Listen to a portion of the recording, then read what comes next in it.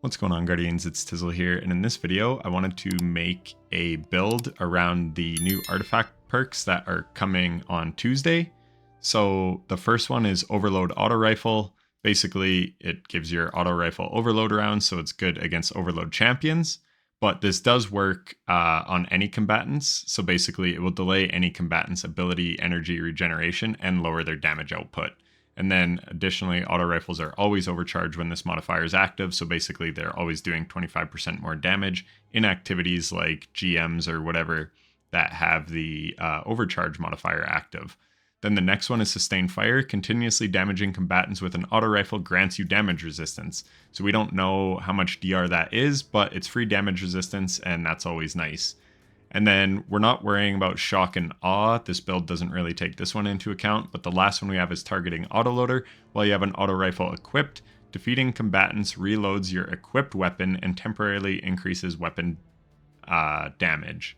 So again, we don't know how much that weapon damage increase will be, and then it awards bonus progress when dealing final blows while surrounded. So I messed around with this build last season. I believe we had Overload Auto Rifle as well. And my friends and I took it through the Corrupted Nightfall and some other activities. And yeah, we just loved messing around with Sweet Business. I think we did a Master or Legend Onslaught or whatever it was called. But yeah, basically it's 2 OG D2 vanilla exotics from the Red War, Sweet Business, and Actium War Rig. So we don't know exactly how that one artifact mod works, the Targeting Autoloader, if it will reload your auto rifle completely. It may. But anyways, we're still going to use Actium War Rig, which if you don't know what it does, Autoloading Link steadily reloads a portion of your equipped auto rifles or machine guns from reserves. Provides a moderate benefit to the airborne effectiveness stat of auto rifles and machine guns. So basically, it just keeps steadily reloading the Sweet Business over time. And Sweet Business is surprisingly strong. If you don't know what it does, let's see, Business Time. Sustained Fire boosts range and rate of fire. So as you hold the trigger down, it does crazy rate of fire. And then the Catalyst, when this weapon is fully spun up, the flinch from incoming damage is greatly reduced. I think they could juice this Catalyst up a little bit. And then it just says larger magazine, increased accuracy when hip firing. And then pick up special or heavy ammo immediately reloads this weapon. So works like overflow, but it doesn't overflow the magazine, it just refills it completely. And it's actually got 150 in the mag, not 45. I don't know why it says this. But yeah, basically this build is built around that. And then we will have Overload Auto Rifle. So in any content with overloads, this will do really well. If you have unstops, then I suggest running a special sidearm like Indebted Kindness or Baron Action. And if you have barrier champs, then I recommend a Solar Sniper Rifle, which brings me to the rest of the artifact mods. So we're probably going to take Incendiary Rifle rounds off and put on that third column perk. And then we'll take Fulmination off because we won't be applying Scorch anyways because we won't have this. And we'll put on that fourth column perk. I'm running Twilight Arsenal, which is a really good super. As we all know, it's a one-off super. It hits really hard and it weakens. And then I'm running Towering Barricade with Dranger's Lash. So we're actually able to suspend enemies, so this can also deal with unstoppables. Then we have Diamond Lance, so when we get ability kills, so with our grenade or our melee, or our super I guess, we will make Diamond Lances, which can also freeze enemies, which can also deal with unstoppables. We've got Pulse Grenades with Facet of Dominance, so this will allow us to jolt targets with our Pulse Grenade. And then we have Shield Throw. That is because we're running Facet of Dawn, so powered melee hits against targets make you radiant. Powered melee final blows make you and nearby allies radiant. So basically, if we need radiant, I know we're running a sniper rifle, but I was messing around with it in a lost sector and it had unstops and anti-barrier. So I was running this, and then I was just using my Facet of Dawn melee to give me anti-barrier with Sweet Business or Edge Transit, and it was working really, really well. Also, it's nice because anytime we throw out our melee, we're going to be doing 25% more damage with our Sweet Business. So this build is just all based around weapon usage and mostly Sweet Business and Actium War Rig. So I was actually surprised how few things actually synergize with just trying to use your weapons. Most of Prismatic's kit is all about like using your abilities and getting ability energy back or enhancing your abilities. So that brings us to the fragments that I think are the best.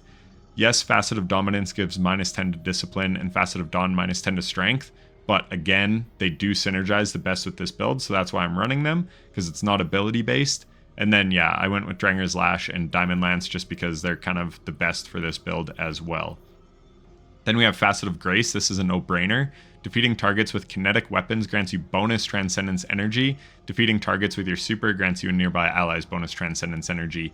So this one, like I said, it's a no-brainer, but it does give -10 to Resilience. But we're doing a ton of kinetic weapon damage with Sweet Business, so we get our Transcendence often. And that's really nice because, again, we have Electrified Snare. So this can deal with overloads and unstoppables because it suspends and jolts. So it's really strong, and we get more melees all the time, so we can chuck out our shield throw to proc Facet of Dawn. The reason I'm using shield throw, I don't love this ability, but all these other ones are kind of up close melees. And again, we're using this as like a weapon-based build, kind of fighting from afar a little bit. Like Sweet Business has decent range, then we have a sniper, a special sidearm, and then I like running Edge Transit. So yeah, we want something with range. That's why I go with shield throw for the ranged melee. Then we have Facet of Protection. So I know I just said we're kind of playing at a distance, but if you are near enemies, this is nice, and it does give us +10 to Strength. So I went with that. And then keep in mind we're also getting DR from that one new artifact mod that gives DR for sustained auto rifle fire. And then if we ever do get amplified, which will mostly just be from jolt kills from our pulse grenade, then we also have galvanic armor going. And then we also get DR from Facet of Purpose. Picking up an orb of power grants either amplified, restoration, frost arbor, woven mail, or overshield. So we're getting void overshield when we pick up an orb. And again, this gives -10 to recovery. So like everything in here is pretty much hurting our cooldowns, but it's fine. You want that overshield for extra DR. And then the last one is Facet of Hope. While you have an elemental buff, your class ability regenerates more quickly. This pairs nicely with Dranger's Lash. It pairs nicely with the things we have on our class item. We've got Powerful Attraction, so we can pick up orbs when we cast our Barricade. That's nice, so we don't have to run into cover, or run into danger from out of cover to pick up orbs. And then Time Dilation, and then just one Bomber mod. But if I could, I would put on a second Powerful Attraction. Maybe I can switch my stuff around, I'll see. On the boots, double kinetic weapon surge.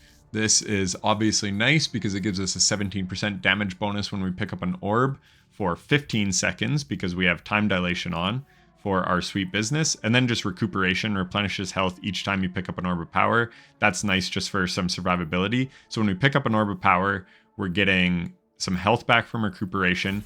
We're getting void overshield back from Facet of Purpose, and we're getting 10 seconds of Radiant with Radiant Orbs. So we're doing 25% more damage with the Radiant and 17% more with 2 kinetic weapon surges.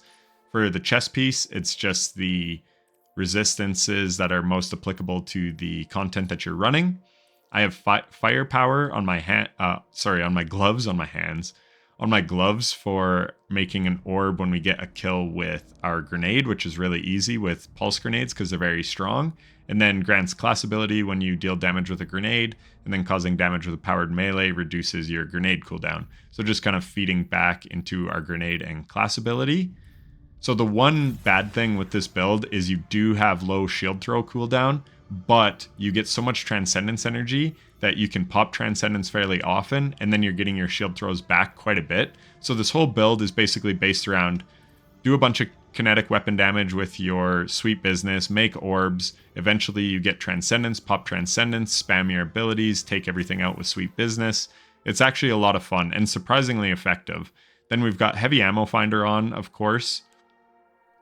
This just makes sense because we want heavy ammo, obviously, but we're using an exotic primary. So if you look below, it says primary ammo weapon, especially exotic weapon, final blows help you find ammo more quickly. So we're going to be getting a ton of ammo, heavy ammo because of all the kills we're getting with Sweet Business. And then double kinetic siphon. So rapid kinetic weapon final blows create an orb of power. Equipping multiple copies of this mod increases the potency of the generated orb. So we just get better orbs. But maybe I could take this off and run something else. It's up to you. Because I see I have one minor mobility mod. It'd be nice to yeah, I guess maybe I could put the resilience here and then switch this for a discipline and then run double powerful attraction. Just because, like I said, you do kind of want to play back. So you don't want to be rushing out for orbs ever, sorry. So that's pretty much it for the build. It's very straightforward, but it's a lot of fun. I really like just going to town with Actium War Rig. The game has become so ability based that it's nice to just go back to some weapon based builds from time to time. And like I said, I was doing some Master Lost sectors like flawlessly in about 5 minutes with this build. So like I said, it's actually pretty strong. And I think the selection of fragments I have is kind of the best that you could go for if you're going with an Actium War Rig build. So yeah, this build is going to be super fun come Tuesday, and I hope you're looking forward to it as much as me. Anyways, if you're still watching, thanks so much for watching to the end. Leave a like and subscription if you found it helpful, and I'll catch you in the next one. Take care.